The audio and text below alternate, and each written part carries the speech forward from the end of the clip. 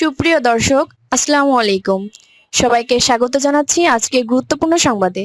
প্রথমে জানিয়ে দিচ্ছি সংবাদ শিরোনাম, পরে বিস্তারিত।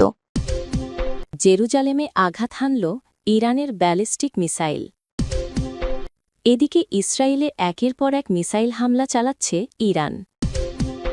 এরপর থাকছে ইরানের বিপ্লবী গার্ডের হেডকোয়ার্টার ধ্বংসের দাবি করল ইসরায়েল যুক্তরাষ্ট্র। সর্বশেষ ইরানে যুক্তরাষ্ট্র ও ইসরায়েলের হামলার জবাব দেওয়ার ঘোষণা হিজবুল্লাহর। শুনছিলেন সংবাদ শিরোনাম, এখন বিস্তারিত। তার আগে হৃদয় ছুঁয়ে যাওয়া একটি অনুরোধ। যদি আয়াতুল্লাহ আলী খামেনির নামটি শুনে আপনার বুকের ভেতরটা ভারী হয়ে আসে, যদি ভোরের সেই খবর একটি দীর্ঘ অধ্যায়ের সমাপ্তি আপনাকে নীরবে কাঁদায়, যদি মনে হয় এই বিদায়ে শুধু একজন মানুষ নয়, একটি সময়, একটি সংগ্রাম, একটি ইতিহাস বিদায় নিল, তাহলে কমেন্টে লিখুন, হে আল্লাহ, তুমি আয়াতুল্লাহ আলী খামেনিকে জান্নাতুল ফেরদাউস দান করুন। আর যদি আপনি চান তার জীবনের গল্প যেন ভুলে না যাওয়া হয়, তার সংগ্রাম যেন বিকৃত না হয়, তার অবদান যেন নীরবে মুছে না যায়, আর ইতিহাস যেন মানুষের হৃদয়েই বেঁচে থাকে, তাহলে অনুগ্রহ করে চ্যানেলটি সাবস্ক্রাইব করুন। সাবস্ক্রাইব মানে কেবল একটি বাটনে চাপ দেওয়া নয়, এটা হলো শ্রদ্ধা জানানো, এটা হলো স্মৃতিকে ধরে রাখা, এটা হলো সত্যকে নীরবে পাহারা দেওয়ার এক ছোট্ট অঙ্গীকার, এটা হলো ইতিহাসকে ভুলে যেতে না দেওয়ার দায়িত্ব নেওয়া। চলুন কথা না বাড়িয়ে বিস্তারিত জেনে নিই। জেরুজালেমে আগুনের ছায়া, আকাশ কাঁপিয়ে আঘাত হানল ইরানের ব্যালিস্টিক মিসাইল। মধ্যপ্রাচ্য কি এবার ভয়াবহ যুদ্ধের পথে? মধ্যপ্রাচ্যের রাজনীতি আবারও রক্তাক্ত উত্তেজনার মুখে। দখলদার ইসরায়েলের দখলকৃত ফিলিস্তিনের পবিত্র নগরী জেরুজালেমে সরাসরি আঘাত হেনেছে ইরানের একটি ব্যালিস্টিক মিসাইল। এমন খবর প্রকাশ করেছে আন্তর্জাতিক সংবাদমাধ্যম আল জাজিরা। খবরে বলা হয়েছে, ইরান নতুন করে যে মিসাইলগুলো ছুড়েছে তার মধ্যে একটি সরাসরি আঘাত হানে জেরুজালেমে। এই ঘটনায় মুহূর্তেই বিশ্বজুড়ে আলোড়ন সৃষ্টি হয়েছে। ছড়িয়ে পড়েছে আতঙ্ক, উৎকণ্ঠা আর যুদ্ধের আশঙ্কা। আল জাজিরার মাঠ পর্যায়ের সাংবাদিক জানান, পূর্ব জেরুজালেমে হামলার আগে হঠাৎ করেই সতর্কতামূলক সাইরেন বাজতে শুরু করে। মানুষজন দিকবিদিক ছুটে নিরাপদ আশ্রয়ের খোঁজে ছোটাছুটি করতে থাকে। কয়েক সেকেন্ডের মধ্যেই বিকট শব্দে একটি শক্তিশালী বিস্ফোরণ ঘটে। আকাশ কেঁপে ওঠে, চারপাশ ধোঁয়ায় ঢেকে যায়। আতঙ্কে চিৎকার শুরু হয়। স্থানীয় বাসিন্দারা বলছেন, এমন শব্দ তারা জীবনে কখনো শোনেননি। মুহূর্তের মধ্যেই শহরের চেহারা বদলে যায়। আতঙ্কিত নগরীতে নেমে আসে অজানা ভবিষ্যতের ছায়া। জেরুজালেম শুধু একটি শহর নয়, এটি ইতিহাস, ধর্ম আর রাজনীতির সবচেয়ে স্পর্শকাতর কেন্দ্রবিন্দু। 1967 সালের 6 ডে ওয়ারের পর শহরটি দখল করে নেয় ইসরায়েল। যদিও ফিলিস্তিনিরা এই ভূমির ঐতিহাসিক ও ধর্মীয় মালিকানা দাবি করে আসছে, বাস্তবে প্রশাসনিক সব ক্ষমতা ইসরায়েলের হাতেই রয়েছে। এই বাস্তবতাই জেরুজালেমকে করেছে বিশ্বের সবচেয়ে বিতর্কিত ও সংবেদনশীল নগরীগুলোর একটি। এই শহরেই অবস্থিত পবিত্র আল-আকসা মসজিদ, ইসলামের প্রথম কিবলা। মুসলমানদের কাছে এটি শুধু একটি মসজিদ নয়, এটি বিশ্বাস, ইতিহাস ও আত্মপরিচয়ের প্রতীক। মেক্কা ও মাদিনার পর জেরুজালেমকে বিশ্বের তৃতীয় পবিত্রতম স্থান হিসাবে বিবেচনা করা হয়। তাই এই নগরীতে যে কোনো হামলা শুধু সামরিক নয়, ধর্মীয় আবেগেও ভয়াবহ প্রভাব ফেলে।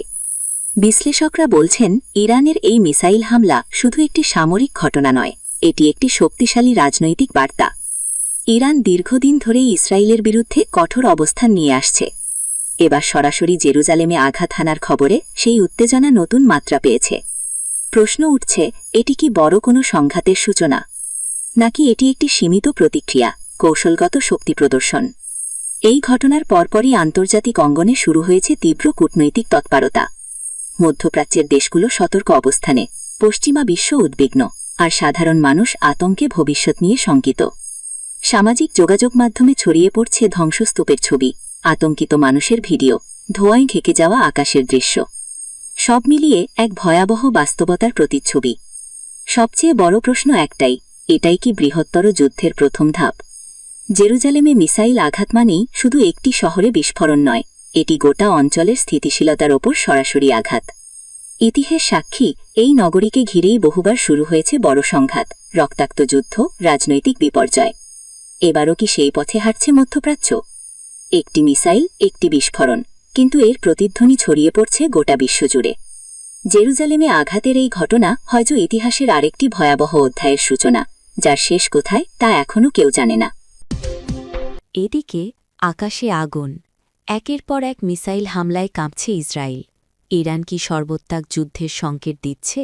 মধ্যপ্রাচ্যে উত্তেজনা এখন আর শুধু রাজনৈতিক বিবৃতি বা কূটনৈতিক হুমকিতে সীমাবদ্ধ নেই, এখন তার রূপ নিচ্ছে সরাসরি সামরিক সংঘাতে। দখলদার ইসরায়েলকে লক্ষ্য করে নতুন করে একের পর এক মিসাইল হামলা শুরু করেছে ইরান। মাত্র 1 ঘণ্টার ব্যবধানে অন্তত 3 বার মিসাইল ছোড়া হয়েছে বলে বিভিন্ন সূত্রে দাবি করা হচ্ছে। এর ফলে ইসরায়েলের বিস্তীর্ণ এলাকায় একযোগে বেজে উঠছে সতর্কতামূলক সাইরেন। আতঙ্কে ছুটছে মানুষ, শহর জুড়ে ছড়িয়ে পড়ছে যুদ্ধের ভয়ের ছায়া।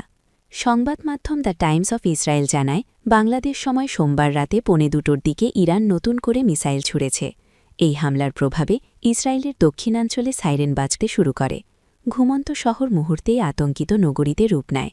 মানুষ ঘর ছেড়ে নিরাপদ আশ্রয়ের দিকে ছুটতে থাকে। রাস্তায় সৃষ্টি হয় বিশৃঙ্খলা। চারদিকে শুধু ভয় আর উৎকণ্ঠার শব্দ। অসমর্থিত সূত্রের বরাতে আরও চাঞ্চল্যকর দাবি, একটি মিসাইল নাকি সরাসরি টেলাভিভে আঘাত হেনেছে। যদিও এই তথ্য এখনও আনুষ্ঠানিকভাবে নিশ্চিত হয়নি, তবু এমন খবর ছড়িয়ে পড়তে ইসরায়েল জুড়ে আতঙ্ক কয়েকগুণ বেড়ে যায়। অন্য মিসাইলগুলো আকাশেই ভূপাতিত করা হয়েছে কিনা সেটিও এখনও স্পষ্ট নয়। ইসরায়েলের প্রতিরক্ষা ব্যবস্থা সক্রিয় থাকলেও বাস্তব চিত্র এখনও ধোঁয়াশায় ঢাকা। সবচেয়ে ভয়ঙ্কর বিষয় হল, ইরান একসঙ্গে ঠিক কতগুলো মিসাইল ছুটছে তা কেউ নিশ্চিত করে বলতে পারছে না। এই অনিশ্চয়তায় পরিস্থিতিকে আরও বিপজ্জনক করে তুলছে, কারণ যখন হামলার মাত্রা স্পষ্ট নয় তখন প্রতিক্রিয়াও অনিয়ন্ত্রিত হতে পারে। সামান্য ভুল হিসাবেই পুরো অঞ্চলকে ঠেলে দিতে পারে ভয়াবহ যুদ্ধের দিকে। বিশ্লেষকরা বলছেন, এটি আর বিচ্ছিন্ন হামলা নয়, এটি একটি স্পষ্ট বার্তা, শক্তির প্রকাশ এবং কৌশলগত চাপ সৃষ্টি করার চেষ্টা। ইরান ইসরায়েল উত্তেজনা বহুদিনের, কিন্তু সাম্প্রতিক এই ধারাবাহিক মিসাইল হামলা সেই উত্তেজনাকে নতুন, আরও বিপজ্জনক স্তরে নিয়ে গেছে। প্রশ্ন একটাই, এটাই কি বড় যুদ্ধের শুরু? একের পর এক মিসাইল, অবিরাম সাইরেন, আতঙ্কিত শহর, অস্থির মানুষ, সব মিলিয়ে মধ্যপ্রাচ্য যেন দাঁড়িয়ে আছে এক অজানা ভবিষ্যতের দরজায়।